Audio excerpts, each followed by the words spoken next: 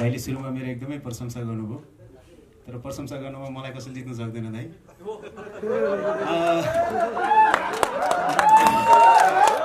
मृग नैनी आँखा, पिपल पाते ओठा, नाग बेली चाल, 32 गुणलाई जित्ने केही नि छैन खोट। ए माया त गरिस कान्छा बिना सधैँको। हाम्रो नीति कमजोर भएको देशमा, तपाईको संविधान कानुनको कार्यान्वयन कमजोर भएको देशमा, चेतना कमजोर भएको देशमा, यस्तो हाम्रो जस्तो अस्थिरता भएको देशमा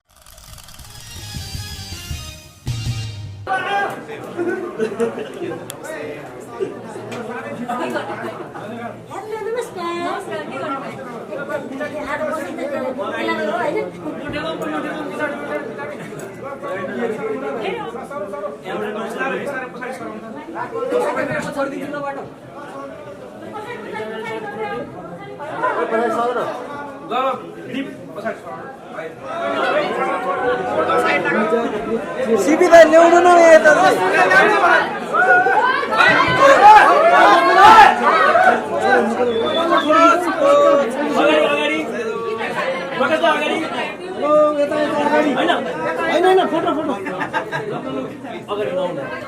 अगाडि नभए प्लिज।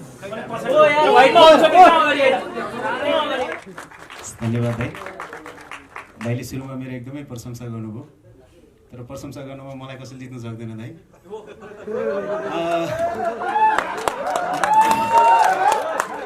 नमस्ते सबैजनालाई।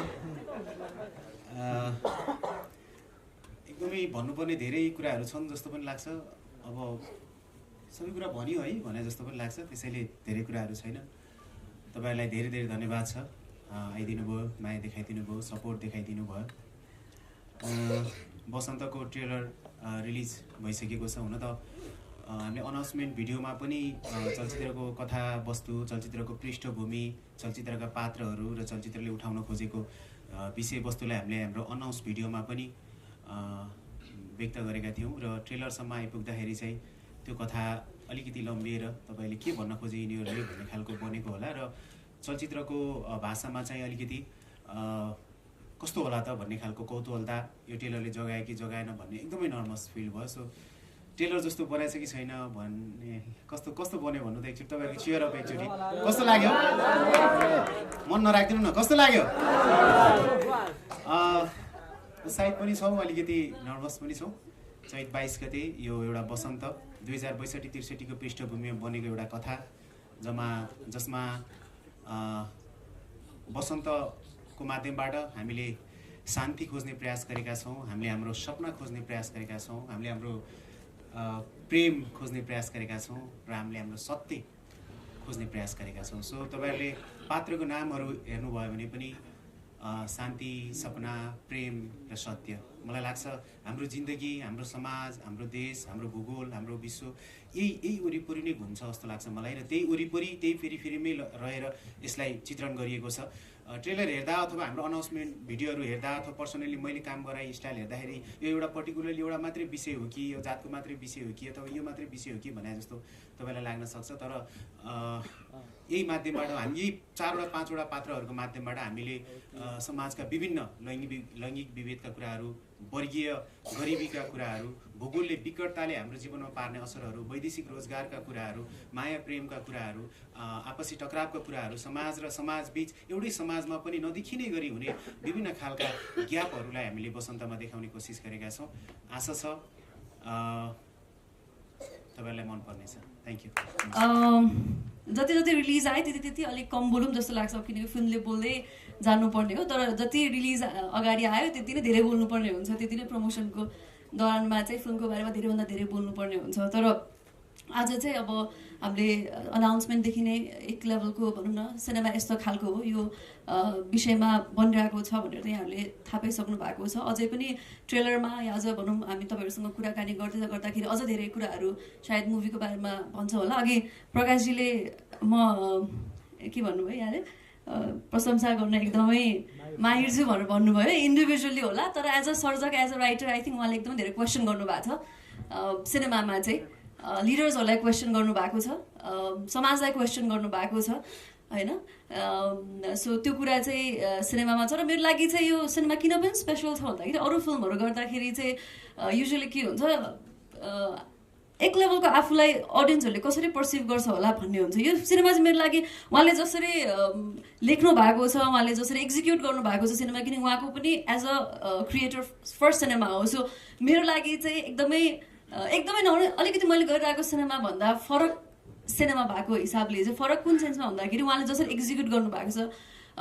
भनौँ न त्यो हिसाबले चाहिँ मेरो लागि पनि एज एन आर्टिस्ट चाहिँ एकदमै ल कसरी अडियन्सहरूले कसरी लिनुहुन्छ होला यसलाई भन्ने कुरामा चाहिँ म आफै पनि एकदमै भनौँ न उत्साहित छु र त्यही नै हो चैत 22 गते अप्रिल 4मा हाम्रो सिनेमा रिलिज हुँदैछ अब दिनदिनै जस्तो यहाँहरूसँग भेट्ने भइ नै हाल्छ फेरि पनि कुरा गरौँला सिनेमाको बारेमा thank you so much for coming तारिफ गर्नु पर्यो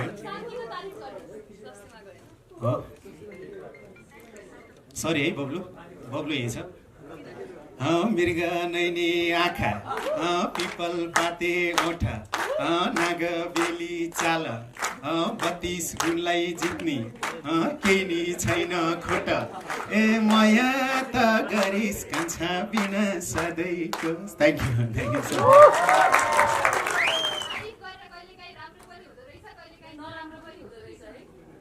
यस्तो पनि हुँदो रहेछ जिन्दगीमा कहिले कहिले थ्याङ्क यू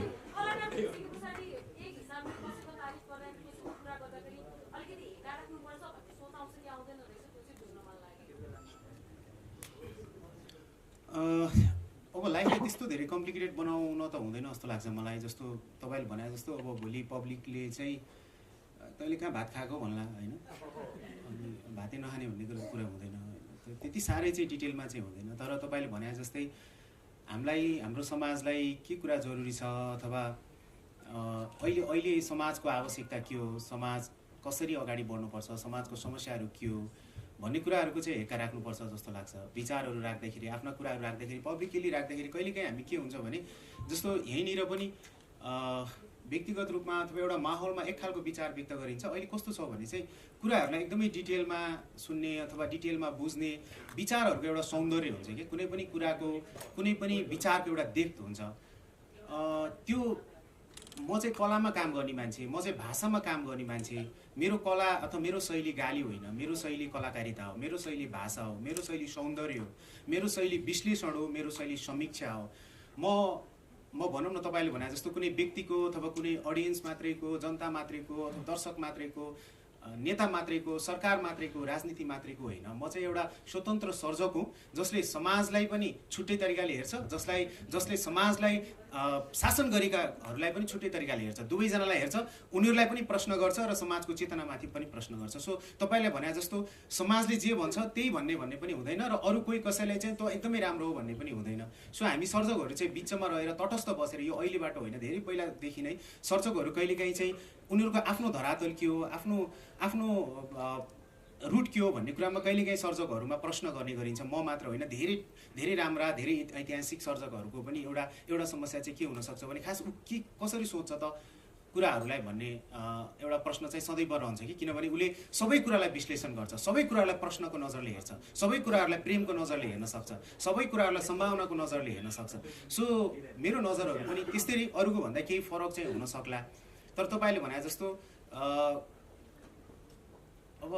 त्यस्तो कसैले केही भन्यो भनेर त्यही कुरा नै मैले सोच्नुपर्छ भन्नुपर्छ भन्ने हेक्का चाहिँ राखेर त्यति साह्रै लाइफलाई कम्प्लिकेटेड बनाउनु हुन्छ जस्तो एउटा सर्जक चाहिँ पक्षपाती हुनुपर्छ जस्तो चाहिँ मलाई लाग्दैन जस्तो अहिले रिसेन्टली भएको घटनाले चाहिँ तपाईँको व्यक्तिगत जीवनमा कतिको असर परेको छ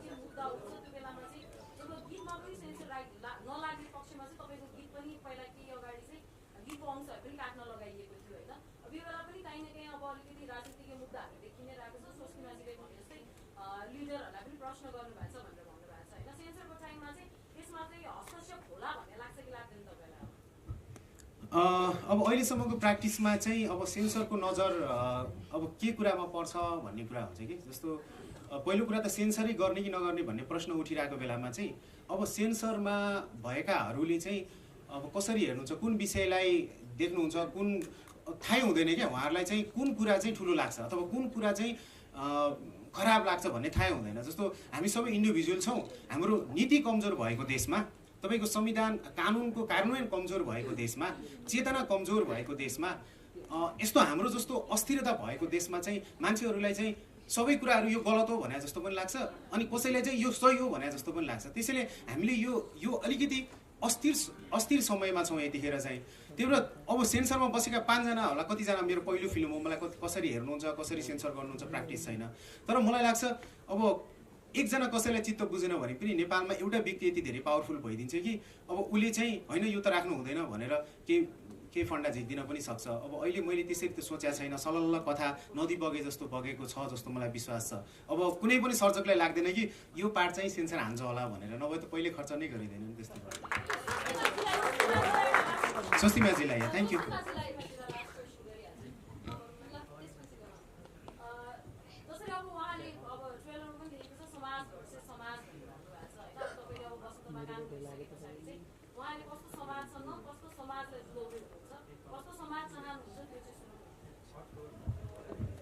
आई थिङ्क त्यो क्वेसन चाहिँ मोरवालै हुनुपर्ने हो। तर मैले जति उहाँसँग काम गरेँ, जति मैले बुझेँ, यही समाजको मान्छेलाई नै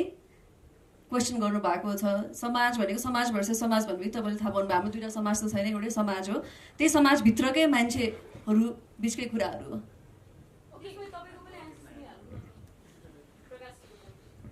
के थियो